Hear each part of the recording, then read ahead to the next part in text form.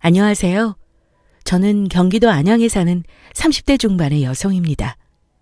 아무리 잘 지내던 커플도 결혼 준비를 하면서 많이 헤어진다고들 하죠. 사연 채널을 보면 결혼 직전까지 갔다가 파경을 맞는 커플들 이야기도 꽤 많더군요. 저도 몇 년 전 비슷한 경험을 했기에 들을 때마다 공감을 했답니다. 우리 집을 무시하던 예비시모 때문에 파혼한 제 이야기 들어보실래요?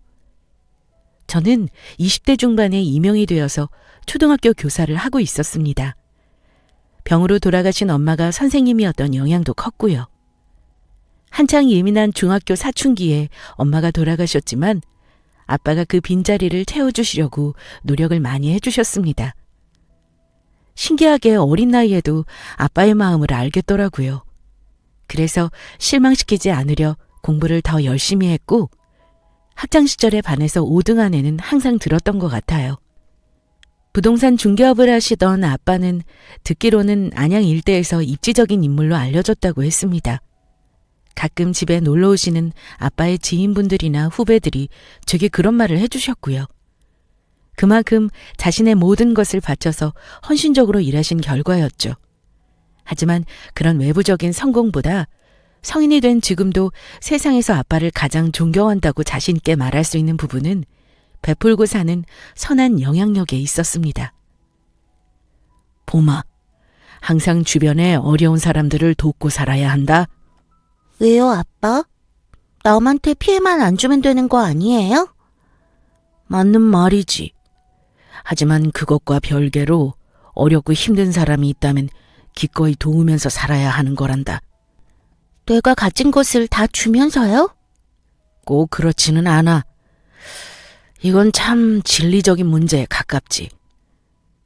누군가를 돕는다는 건 물질적인 것에만 국한된 건 아니란다.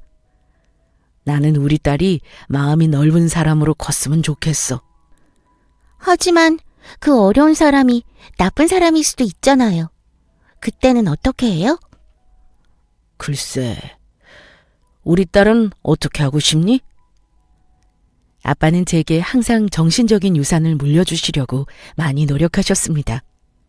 일할 때 입는 옷 몇 벌, 할아버지 때부터 물려받은 낡은 2층 집, 단종되어 찾아보기 힘든 20년 넘은 국산차 등 어릴 적부터 검소하고 소박한 아빠의 경제관념을 배워서인지 저는 그렇게 사는 게 당연하다고 알고 살아왔더랬죠. 대신 자식들의 교육에는 돈을 아끼지 않으셔서 저도 대학은 석사까지 졸업했고 3살 밑에 남동생은 오랫동안 미국 유학까지 가 있는 상태였어요. 30이 되었을 때 아는 선배가 괜찮은 남자를 소개시켜준다고 했습니다. 나이 앞에 3자가 붙으니까 맞선 같아서 부담스럽기는 했지만 똑똑하고 성격이 좋다는 말에 만나게 되었죠. 안녕하세요. 소개받은 이봄입니다. 저는 성진수입니다. 만나서 반갑습니다. 이번에 대기업에 입사하셨다고 들었어요. 대단하세요. 아닙니다. 선생님이 더 대단하시죠.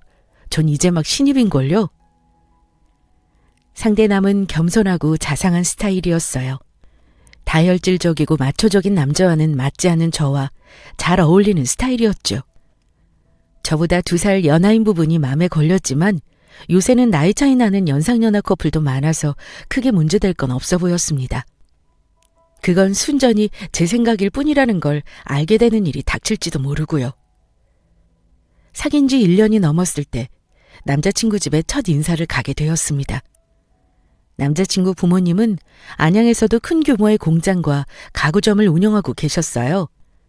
가게가 있는 5층 건물이 부모님 소유였고 집은 도보 10분 내외에 위치한 비싼 아파트더라고요. 저도 안양 토박이라 동네 자체가 부촌이라는 정도는 인식하고 있었어요. 잘인 건 별로 없지만 들어요. 나는 진수 아빠예요. 편하게 부르고 싶은 대로 불러도 돼요. 네, 감사합니다, 아버님. 어머니께서 음식 준비한다고 고생하셨겠어요. 우리 집에 오는 손님이니까 대접하는 건 당연하지만 말 그대로 고생은 했어요. 초등학교 선생이라고요? 네, 어머님. 이제 5년 정도 됐습니다. 여자로서 직업은 괜찮네요. 아이 낳으면 교육도 잘할 테고. 그런데 나이가 우리 애보다 2살 연상이라고요? 네, 올해 30 됐습니다. 그게 좀 마음에 걸려. 우리 아들은 아직 20대 후반인데 아가씨는 30대잖아? 지금 당장은 서로 좋으니 모르겠지만 여자는 남자보다 어린 게 맞아요. 임신하고 출산 때문에도 그렇고. 당신 손님 앞에서 무슨 실례야? 요즘 띠동갑 넘는 연상연하도 만나는 판에 2살 차이가 별수라고. 여보, 연애랑 결혼은 다르다니까요. 우리 장남 결혼할지도 모르는 아가씨인데 따져볼 건 다 해봐야죠. 그럼 집안 식구들은 어떻게 되나요? 어머님은 제가 중학교 때 돌아가시고 남동생이랑 아빠 이렇게 3 식구입니다. 아버님은 하시는 일이 어떻게 되시나? 부동산 중개 관련 일을 하고 계세요. 곧 은퇴하신다는 말씀도 있고요. 부동산 하시면 재산은 좀 있으시겠네? 부동산 재산에 대해서는 아는 바가 없어서 아빠는 평소 워낙 검소하신 분이라 모르겠어요. 일을 집에 일절 들고 오지 않으셔서요. 봉사활동은 많이 하세요. 그래? 모른다는데 어쩔 수 없지.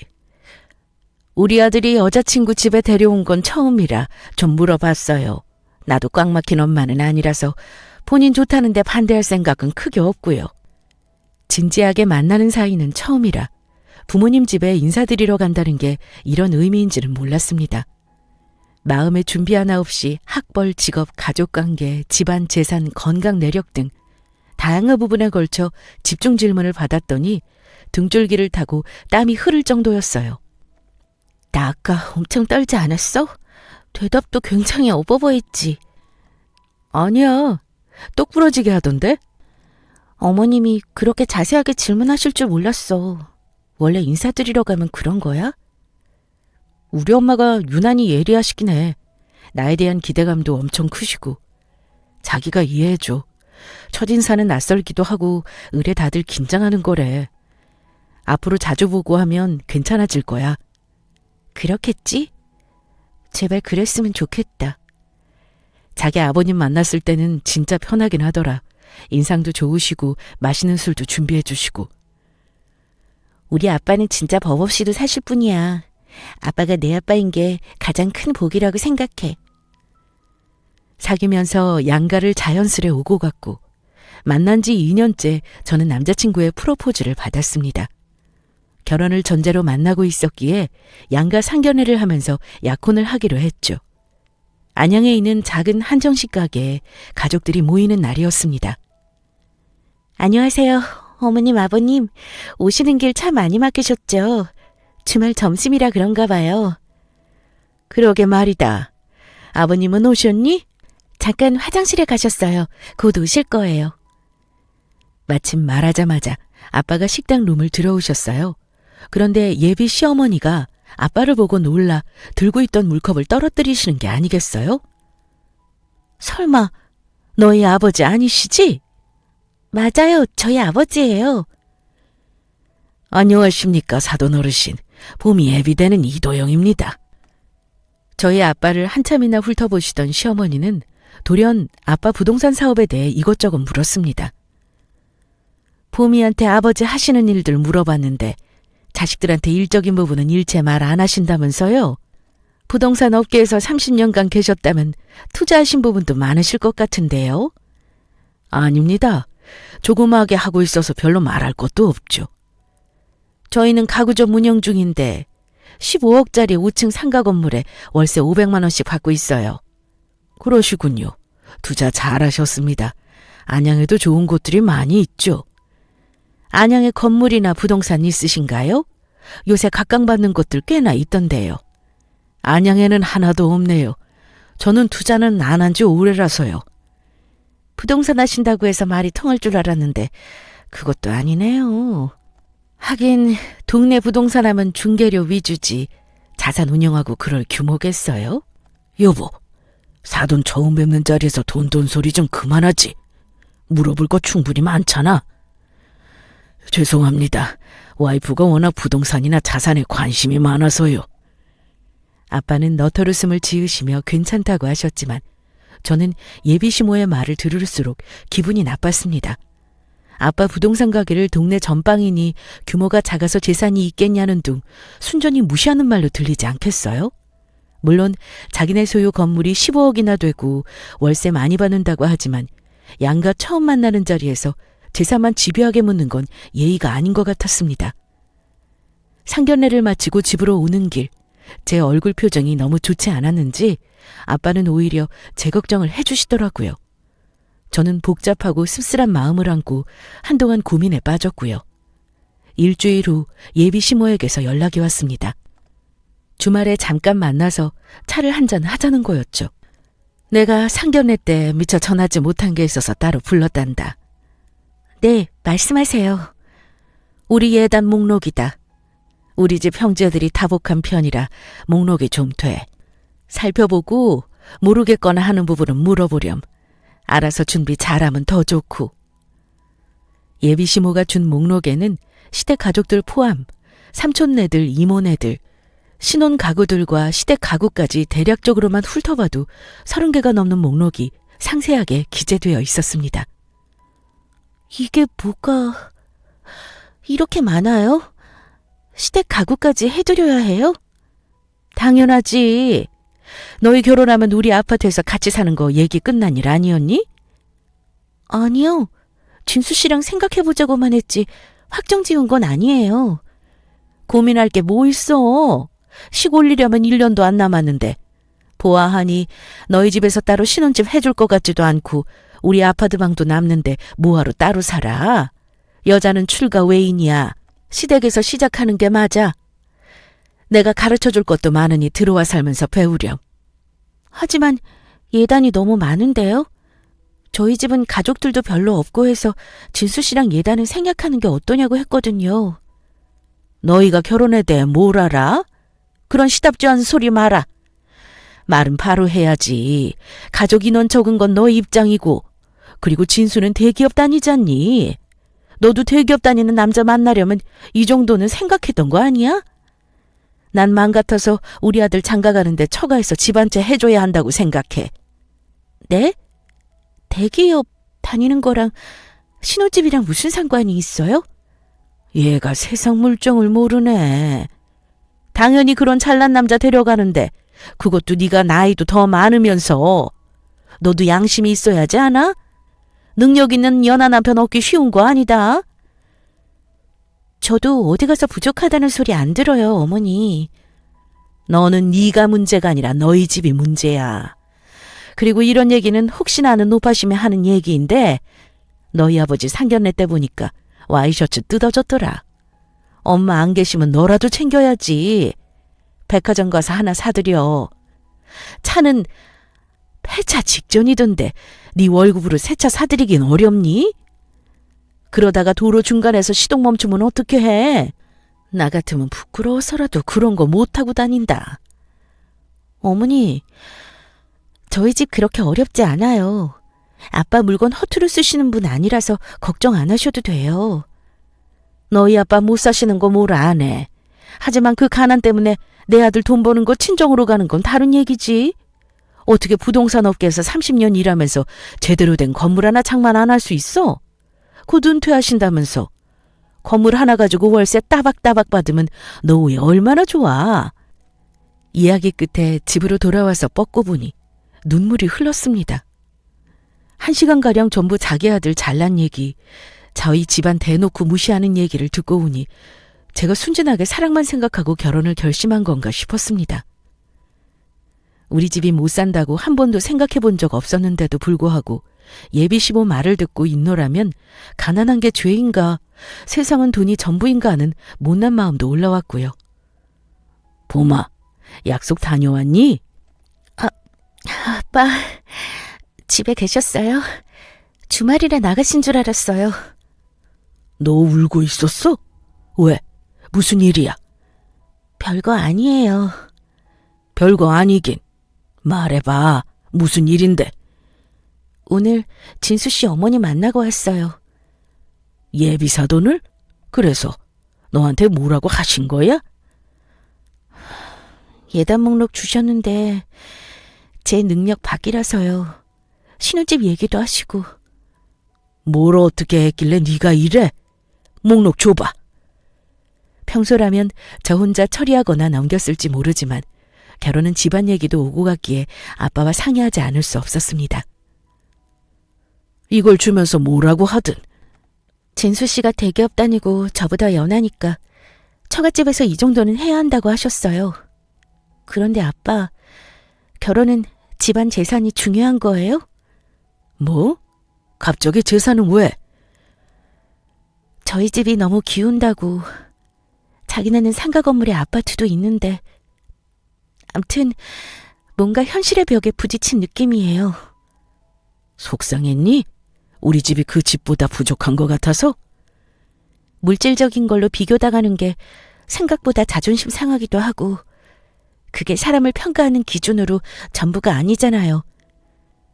서로 가족이 된다는 건데 누가 더 잘 사냐 잘났냐 따지는 게 우스워서요. 저도 이럴 줄 알았으면 선생 말고 대기업이나 들어갈 걸 그랬어요. 돈이나 많이 벌었으면 이런 무시 안 당해도 되는 거잖아요. 예비 안 싸더니 상견례 때 말하는 본세가 예사롭지 않더니. 재산이야 따질 수 있다 쳐도 그걸 가지고 며느리들 너를 무시한 처사는 가볍지 않구나. 월세 500만 원 받는 게 뭐라고. 네가 시집가면 고생할까봐 아빠는 걱정이다. 진수 씨랑 일단 얘기 나눠보고 그래도 아니라면 저 결혼 다시 고려해볼게요. 그래.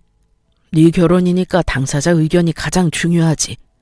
만약 결혼한다고 하면 아빠가 신혼집 해주마. 그 부분은 걱정하지 말고. 아빠는 제가 돈 때문에 마음고생할까 싶어 신혼집을 해주겠다고 하셨지만 저는 제 결혼에 그렇게 무리한 도움을 받고 싶지 않았어요. 예비 시어머니가 집안 재산이 어쩌고 했지만 정작 결혼 당사자들끼리 결혼 준비 비용이나 저축액은 제가 더 많았습니다. 저는 일한 지 7년 차에 가까웠고 약혼자는 이제 2년 차였거든요. 각자 결혼 비용을 문제로 삼는다면 제 쪽에서 제기해야 할 판이었어요. 진수 씨, 나는 어머님이 주신 예단 목록 할 능력 안 돼. 그리고 시댁에서 신혼생활 하라면서 시댁 가구를 바꿔달라고? 어머니한테 우리 시댁에서 시작한다고 말씀드렸어? 그냥 엄마가 하도 뭐라 하셔서 생각해보겠다고 한 거지. 우리 엄마 성격 알잖아. 이게 그냥 얼버무린다고 될 일이야? 사람이 왜 그렇게 우유부단해? 상견례 때도 우리 집 재산 가지고 뭐라 하실 때 자기가 나서서 중재할 수도 있었던 일 아니야? 어른들 다 계신데 내가 어떻게 그래. 그럼 너가 있으면 되겠네. 뭐? 자기 어머님이 그러시는 건데 내가 어떻게 나서? 나 혼수도 예단도 간단하게 하고 싶어. 애초에 부모님들 도움 없이 각자 힘으로 결혼 준비하자고 했잖아. 그걸 왜 확실하게 말 못해? 나 이런 식이면 이 결혼 다시 생각해봐야겠어. 결혼해서도 진수 씨가 이렇게 물에 물 탄 듯 나오면 난 못 살 거야. 그럴 바에는 지금 그만두는 게 낫지 않겠어? 봄아, 아무리 그래도 결혼 안 한다는 게 말이 돼? 주변에 얘기도 다 하고 준비도 시작하고 있는데. 난 그런 준비보다 우리 관계가 믿음이 있고 가족이 되고 싶냐가 더 중요하다고 봐. 이만 갈게.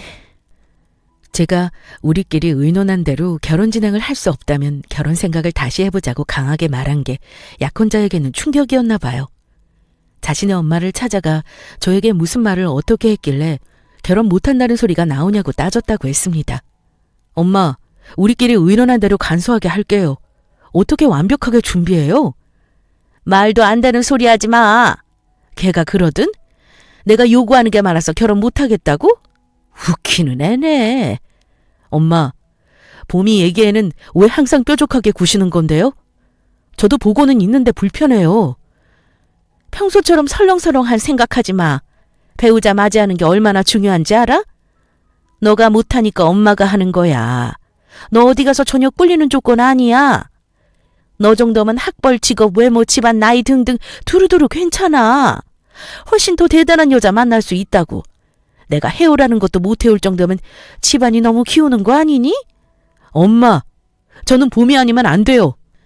가난한 집안에 장가가면 안 돼. 네가 버는 돈 그 집 구석으로 간다고 생각해봐. 그것도 한두 번이지. 몇십 년 동안 등골 브레이크 할 거야? 혹 달고 결혼할래? 이번에 걔한테 절대 밀릴 생각하지 마. 처음부터 기세 밀리면 안 되는 거야. 넌 누굴 닮아서 그렇게 마음이 약하니? 봄이 손바닥 안에 놓을 거 생각하니 벌써부터 걱정이다. 엄마, 내가 요구한 대로 못하겠다고 하면 너도 결혼 못한다고 해. 누가 아쉽다고? 결혼 문제로 집안끼리 대립하다 보니 사이좋던 약혼자와의 관계도 서먹해졌습니다. 예비 시어머니, 저희 친정아버지도 결혼을 반대하시고 입장 차이가 생기자 약혼자와 저는 가끔 연락만 하고 만나지도 않았습니다. 그 후 2주 만에 서로 시간을 맞춰 만나게 되었고요. 어머님은 뭐라 하셔? 엄마는 예단은 그대로 하고 신혼생활 우리 집에서 계속 하라고 하시지.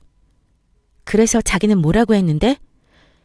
나도 우리가 말한 대로 간소하게 하고 신혼집도 알아서 구한다고 했는데 말이 안 먹히지. 결론은 그게 다야? 그래서 결국 어머님 요구대로 따르자는 거야? 진수 씨는 나랑 결혼하고 싶은 의지가 있는 게 맞아? 당연하지. 너랑 결혼하고 싶어. 하지만 우리 엄마 얘기도 무시 못해. 엄마가 어릴 때부터 나를 어떻게 키웠는데. 그리고 늘 내 입장에서 생각해 주시는 분이야. 그럼 지금 우리 결혼에 이렇게 간섭하고 요구하는 게 옳다는 거야? 아주 틀린 말은 아니잖아. 어떻게 너도 네 입장만 요구해. 결혼 그만두자고 말한 것도 솔직히 너랑 아버님이 먼저 얘기한 거잖아. 우린 결국 서로 입장 차이로 결혼 못하는 거네? 지난 2년은 도대체 우리한테 뭐였니? 그래, 끝내자. 파혼의 우리. 봄아! 남자친구에게 파혼을 선언하고 집으로 오는데 2년간 연애하면서 좋았던 기억들이 주마등처럼 스쳐 지나갔습니다. 다른 그 어떤 것보다 내가 사랑한다고 생각했던 남자가 마마보이의 줏대없는 남자였다는 걸 알게 되니 그 실망감과 배신감이 이루 말할 수 없었습니다. 아빠가 왜 울면서 집에 들어오냐고 물어도 대답할 기력이 없어 방에 들어가 버렸죠. 후에 진정이 되고 도저히 서로 결혼 준비에 대한 의견이 안 좁혀진다며 파혼을 선언하고 왔다고 했습니다. 아빠는 제 얼굴을 빤히 바라만 보시다가 방으로 가셨고요. 학교에서 한창 업무를 보고 있어서 부재중 전화가 여러 통 와 있는지 몰랐습니다. 발신인은 약혼자와 예비 시어머니였습니다. 파혼을 선언했으니 더 이상 의미가 없었지만요. 마음 같아서는 연락도 하고 싶지 않았어요. 저희 집안과 아빠에 대해 그렇게 무시하던 사람들이 파혼 선언 후 일주일이 지난 지금에야 득달같이 연락이 온 거였거든요. 무슨 일로 전화했어? 우리 정리된 거 아니야? 결혼 관련해서 예약했던 것들도 정리해야 하고 원금 못 돌려받겠더라. 그렇겠지. 왜? 돈이 아까워? 내가 낸 부분이 더 컸으니까 나도 낼게. 반반 부담하자. 금액이랑 계좌 보내줘. 그것도 그렇고 장인어른이 우리 부모님 가구 대리점에 다녀가셨대. 아빠가? 왜? 오셔서 난리도 아니었나 봐. 전 약혼자의 말인즉 아빠는 제가 파혼하고 기가 죽어서 지내는 걸 더 이상 두고 볼 수 없다고 판단하신 모양이었어요. 어서 오세요. 아니, 그쪽은... 안녕하냐고 인사는 못하겠습니다. 왜 온 건지 아시죠? 파혼한 마당에 여기는 어쩐 일이세요? 내가 도저히 그냥 끝낼 수 없어서 왔어요. 저를 무시하는 건 참아도 내 딸 무시하고 상처 주는 건 못 참지. 제가 뭘 무시하고 상처 줬는데요. 대개 따님은요. 우리 아들은 파혼당해서 피죽도 못 먹은 얼굴로 출근했어요. 알기나 하세요? 내가 사돈이 이런 자리인지 알았으면 애초부터 결혼이 뭐야. 사귀는 것도 반대했을 겁니다. 대개 아드님이 괜찮아서 결혼시키려 했더니 사내놈이 줏대가 없지를 않나. 시어머니 자리가 돈을 밝히고 과한 혼수 요구하지를 않나. 당연히 우리 아들 잘났고 우리 집도 살만하니까 그런 요구하는 거 아니에요? 예당 목록 그거 얼마나 된다고. 없이 사니까 어마무시했나 보죠? 뱁새가 황새 따라가려다 가랑이 찢어진다더니 뱁새하고 황새가 어울릴 말입니까? 애저녁에 결혼 취소하길 잘했네요. 애들 결혼에 이렇게 부모들이 감나라 배나라 하는 게 맞아요? 어이가 없어서. 그럼 새파랗게 젊은 애들이 집안끼리의 결합을 어떻게 알아요? 어른들이 나서야지. 그리고 우리 집 못 산다고 무시했다면서요. 15억짜리 상가에 월세 500만 원 자랑하는 꼴이라니. 이렇게 작은 꼬마 건물 누구 코에 붙입니까? 제가 진작에 알았으면 못 사는 집에 우리 딸 결혼 안 시켰을 겁니다. 나 참 어이가 없어서 웃음만 나오네. 돈이 없으니 머리가 어떻게 됐나? 지금 우리 상가가 꼬마라고? 당신이 뭔데 비웃어? 어이가 없는 게 누군데? 제가 가난하다는 오해는 풀어야겠수다. 김비서 들어오게. 사장님, 말씀하신 서류 여기 있습니다. 그리고 정 여사님도 10분 안에 도착하신다는 연락 왔고요. 수고했네. 오늘 다른 일정은 다 취소했으니 먼저 퇴근하게나. 뭐예요? 갑자기 이게 무슨... 제가 가진 재산 일부만 들고 왔어요. 두 눈 똑똑히 확인하라고요. 이런 증거 없으면 안 믿는다고 난리칠 것 같아서 친히 들고 왔으니. 일시 100천... 260억? 말도 안 돼. 이게 무슨 쇼예요? 서울 강남 빌딩? 사람을 속이려면 뭔 짓을 못합니까? 아까 저 비서란 사람도 알바죠? 속고만 살았나 이 아줌마가. 제가 그럼 부동산 30년 일하면서 가만히만 있었겠습니까? IMF 때 위기를 기회로 삼았죠. 이런 건물 더 있습니다. 월세만 1억 넘게 받고 있고요. 무슨 꿈 같은 소리를 하고 있어요? 그럼 자식들한테는 왜 그런 얘기 안 했는데요? 다 때가 되면 물려주고 말할 거였고 이번에 결혼하면 딸이랑 사위한테 일부 물려주려고 했었죠. 금방 본 그 서류 부동산을 사위랑 딸한테 주려고 했고요. 260억짜리 강남 빌딩을요? 지금 나보고 믿으라는 거. 아이고 김재벌님, 어인일로 여기까지 행사하셨어. 친구 얼굴 보기가 이렇게 어려워서야. 나보러 이 동네 왔나 했는데 가구 점은 뭐야? 딸내미 결혼한다더니 가구 보러 왔어? 볼 일 있어서 온 김에 정 여사 생각나서 불렀지. 정 사장님, 저희 가구 점은 웬일로? 얘 친구가 여기 오라고 해서. 배 사장도 이재벌 아는 사이야? 네? 이재벌이라니요? 뭐야, 모르는 사이야? 이도영 씨, 우리나라에서 꽤 유명한 부동산 전문가잖아. 재벌 수준 자산가 아닌가 몰라. 몰랐나 보네? 나도 이 양반 덕분에 안양부동산 장악해 먹었잖아. 네? 맙소사, 그러면 260억이 진짜였어? 배 사장, 정신 차려.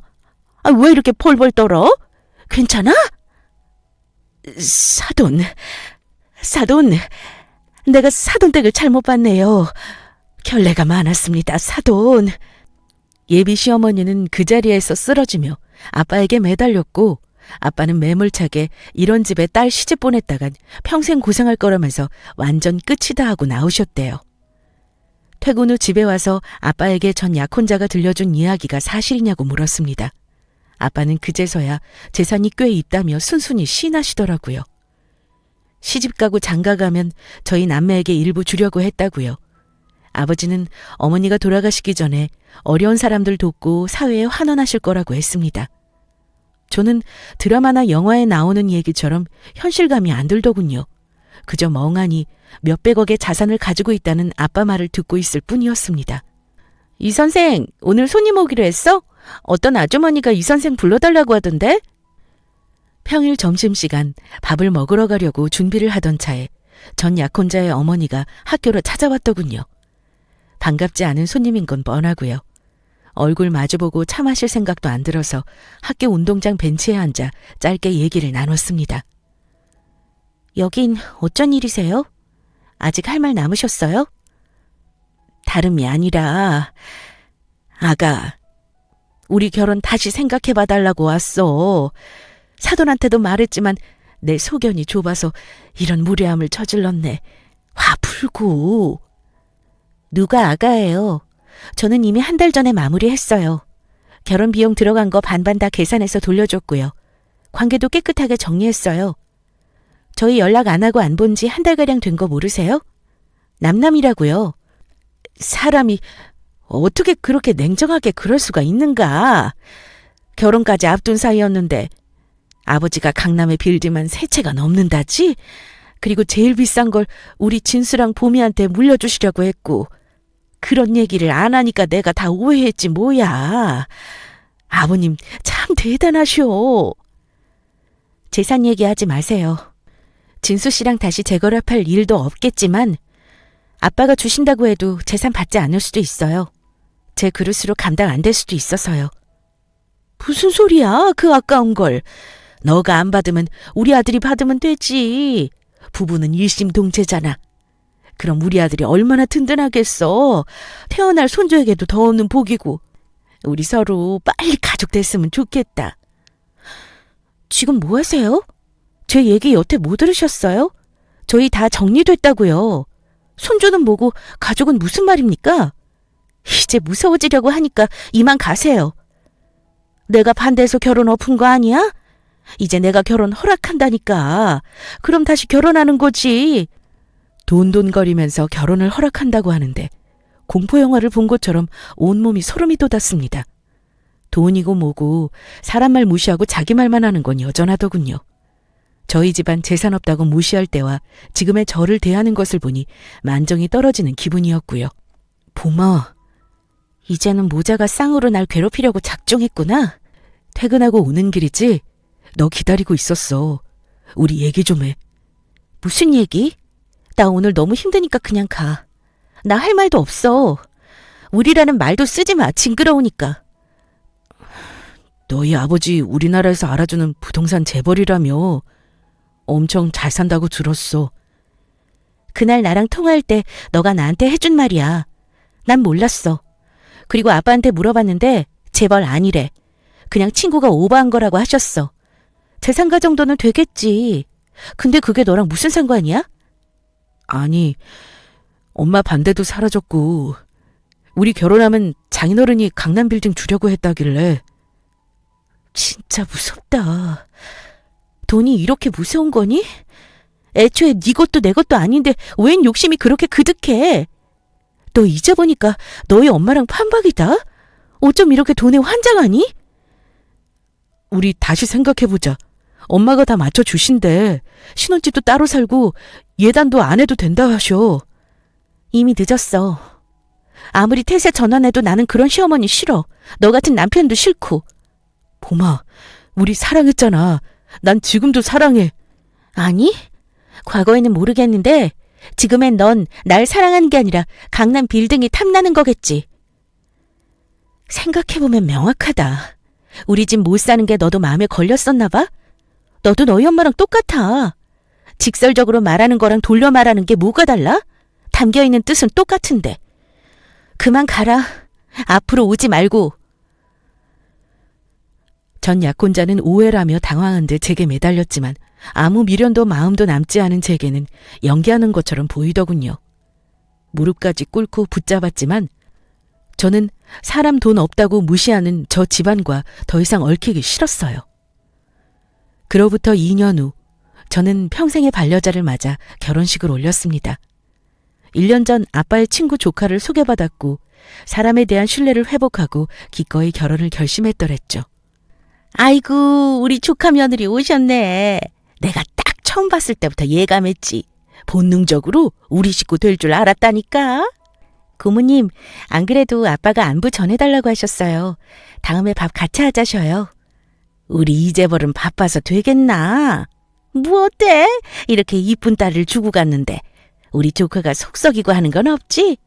워낙 성품이 좋은 애란다. 알고 있죠. 만나게 해주셔서 감사해요. 아빠의 오랜 친구인 고모님은 제가 2년 전에 파혼을 하게 된 경위를 들으시고 얼른 자신의 조카를 소개시켜준 장본인이었습니다. 결혼을 확정지었을 때도 제게 그 가구점 사람들은 보는 눈도 없고 인간이 덜 돼서 복을 발로 차버렸다고 하시더군요. 그 뒤 소개받은 지금의 제 남편은 우리나라에서 꽤 유명한 중견기업의 후계자였습니다. 진짜 소위 말하는 재벌가 사람을 소개받는다 생각하니 얼마나 떨리던지요. 남편도 만나보니 인성이 남다르다 했지만 시댁 부모님들도 인품이 넉넉하고 겸손한 분들이었어요. 시부모님들은 고모님 덕분에 아빠와도 예전처럼 알던 사이라 큰 트러블이 없었고요. 아버지와 함께 봉사 모임을 다니시는 시부모님들은 특히 노블리스 오블리제를 몸소 실천하시고 검소하게 사시는 분들이었고 그걸 보고 자란 남편은 두말할 것도 없었죠. 저도 한 번의 파혼 경험으로 결혼이란 비슷한 가치관과 분위기를 가진 집안끼리 하는 게 맞다는 생각이 들었거든요. 이제 다 지난 일이니까 이런 말해도 되겠지? 너랑 파혼했던 그 집 이번에 쫄딱 망했지 뭐야. 사람 껍데기 가지고 차별하고 무시할 때 알아봤어. 네? 망하다니 왜요? 건물도 있고 월세 많이 받는다고 그렇게 자랑하셨는데. 코로나에 장사 있어? 자재 수입 막히지. 가구 공장에 대리점 문 닫게 돼서 사업 접었다 하더라. 심보를 유하게 먹고 베풀고 살았으면 주변에서 도왔을 텐데 다 뿌린 대로 거두는 거야. 그 상가 건물 팔았어. 그것도 시세보다 싸게. 누가 샀게? 누가요? 고모님요? 에? 저희 아빠가요? 그럼 너희 아빠가 아마 사심을 쬐끔 담아서 복수 아닌 복수한 거 아닐까? 이재벌 생각보다 집요한 구석이 있는 사람이거든. 사람이 그래야 출세한다. 이제는 다 과거가 되어버린 일이지만 가끔 떠오를 때마다 아직도 흠칫했거든요. 다시는 오지 말라고 해도 연락하고 찾아오는 모자 때문에 얼마나 시달렸는지 몰라요. 사람을 조종하고 통제하려 들더니 결국 끝이 안 좋았던 모양이었습니다. 아빠, 서울 출장 일은 잘 끝나셨어요? 그럼 아빠 일 하나는 끝내주잖아. 은퇴 번복만 안 하시면 참 좋을 텐데요. 올해만 봐줘. 내년에는 꼭 은퇴하고 놀러 다니며 살게. 작년에 건강검진 주의 요망했던 거 잊지 않으셨죠?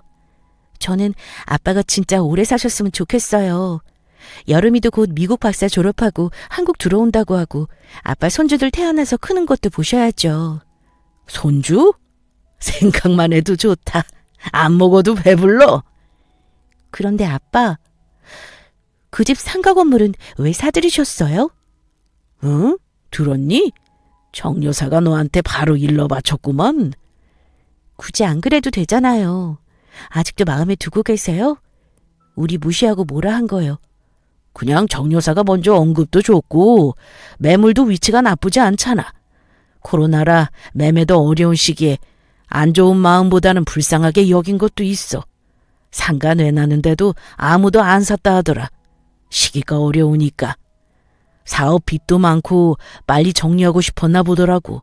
그래서 내가 남들보다는 좋은 가격으로 사줬어. 아빠...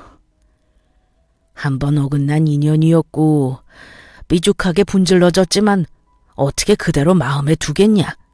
잘 보듬어서 다음에는 좋은 인연으로 싹 튀어주소 해야지. 우리 딸 생각해서라도. 안 그래? 진짜... 아빠는 내가 세상에서 제일 존경하는 사람이에요. 나도 아빠 반만이라도 닮아서 나이 들어갔으면 좋겠어요. 당연하지. 누구 딸인데? 저는 얼마 뒤 아기를 임신하게 되었고 가족들의 축복과 보살핌 속에서 태교 중입니다. 만날 사람들이 만나면 이토록 자연스럽고 편안한가 봐요. 아니면 제가 아픈 만큼 성숙해졌을지도 모르죠. 여러분, 사람이 사람을 무시하면 안 된다는 걸 모두가 알고는 있죠. 혹시 내가 남을 자신만의 잣대로 재고 있지 않나 한 번쯤 생각해보는 건 어떨까요? 그렇게 잘못된 판단으로 당신이 무시하는 사람이 누군가에게는 소중한 가족일 수도 있다는 것을 기억하세요. 타인을 나를 대하듯이 대하라는 말처럼 나를 만나는 사람들을 귀하게 여기시길 바라며 인사를 보냅니다. 사연 들어주신 모든 분들께 감사합니다.